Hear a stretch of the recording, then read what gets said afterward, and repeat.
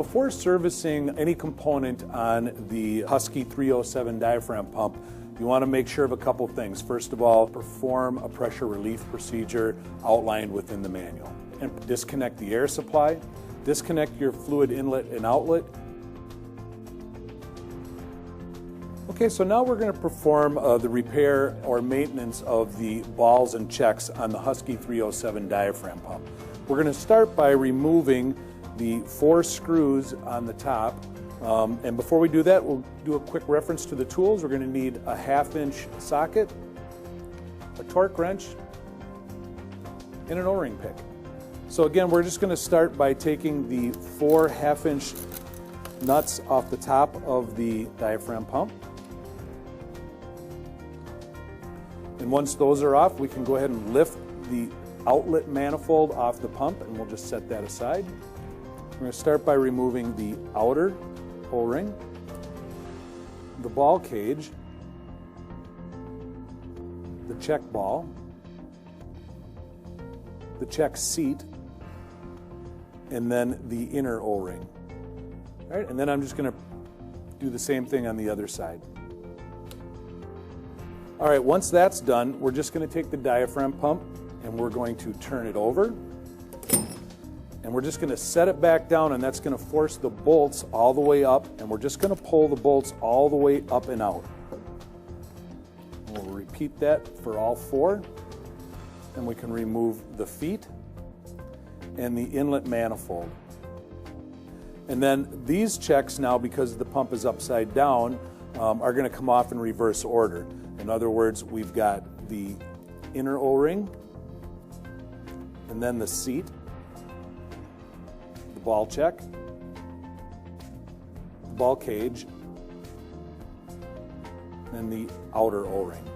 And again, we're just going to repeat procedure for the other side. All right, at this time, we've removed the inlet and the outlet manifold, and we've also removed all 4 of the check assemblies.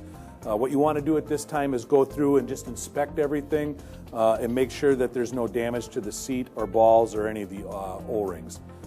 If you're just replacing the checks, then we can go ahead and rebuild it. But at this time, what we're going to do, since we're doing a complete rebuild assembly, is we're going to set all this stuff aside. Okay, so now we're going to go ahead and replace the diaphragms. And in order to do that, we're going to have to remove the air valve first. A couple of the tools that we're going to need are going to be 2 1/2-inch sockets, a 7/16 wrench, a Phillips screwdriver, the O-ring pick, and the torque wrench. And we're going to start by removing the air valve. And the reason we're removing the air valve is because we're going to have to pull the diaphragm shaft out. And in order to get the diaphragm shaft out of the pump, the air valve has to be removed because the saddle on the air valve is in contact with the diaphragm shaft. Okay, so now we have all 6 screws out. We're just going to lift the air valve out, and a couple of things you want to pay attention to. Make sure that the air cup is in there and that the bearing has stayed in the cavity as well. If the bearing has come out, you can just put it back in. It's not a big deal. You just want to make sure you know where that bearing is.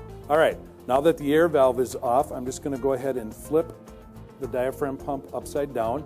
And what we're going to do is we're going to loosen these 2 nuts to remove the ground strap. Okay, so now that the nuts have been removed, we can remove the ground strap.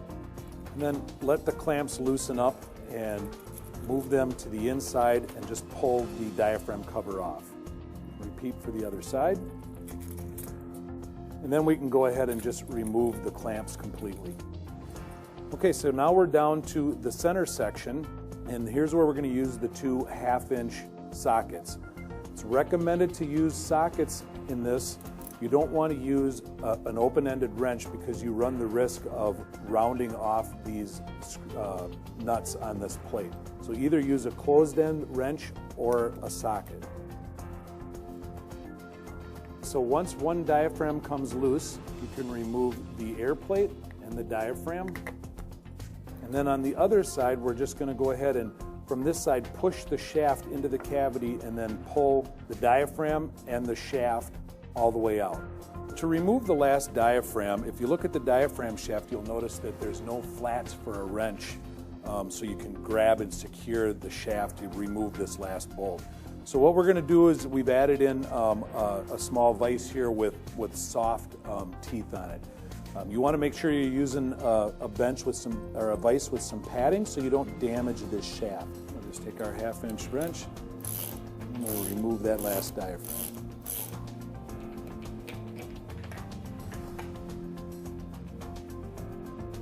Down inside behind the bearing is going to be an O-ring, and there's going to be one on each side. So we're just going to take our O-ring pick, and I push that one down through the center so it's laying right into the cavity of the center section. And we'll repeat the process for the other side. All right, the last thing you want to do is make sure that you inspect everything, inspect the diaphragm shaft, inspect the bearings. If there's any damage or wear, you're going to want to replace the shaft and the bearing.